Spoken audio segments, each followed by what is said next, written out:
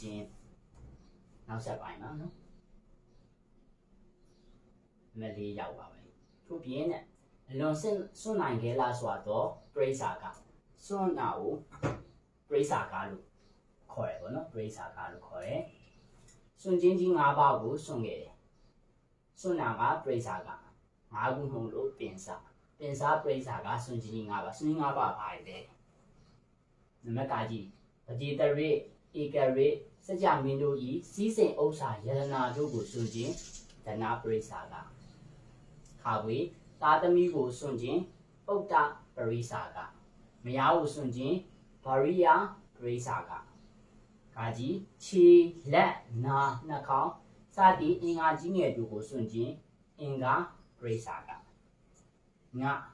ကိုအတ္တကိုစွန့်ခြင်းဇီဝိတာပရိစ္ဆာက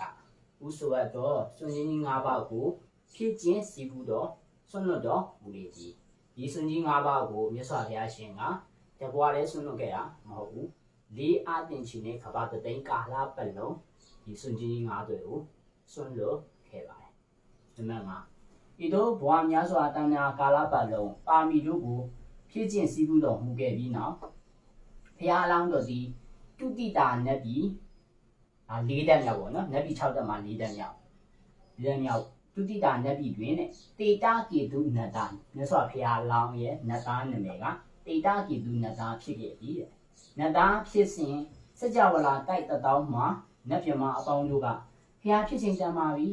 လူပြည်သို့ဆင်း၍ဘုရားဖြစ်တော်မူပါဟုဘုရားအလောင်းတော်ကိုတောင်းပန်တည်သည်တဲ့အဲလိုတောင်းပန်မှာမြတ်စွာဘုရားအလောင်းတော်နတ်သားကကြည်ချင်းငါးတွေ့ကိုကျင်ပြီးတော့ဒီလူပြည်ကိုဆင်းပြီးတော့တောင်ညာဆန်တည်ပြီးတိရိမဟာမိဖုရားရဲ့ဝမ်းကြတိုင်းမှာပဋိသင်္လေးမြေတော်မူတယ်ပေါ့နော်ဒါနောက်ဆက်တွဲကြရင်နော်ရှင်းပြသွားပါမယ်အားလုံးကျေးဇူးများတင်ပါတယ်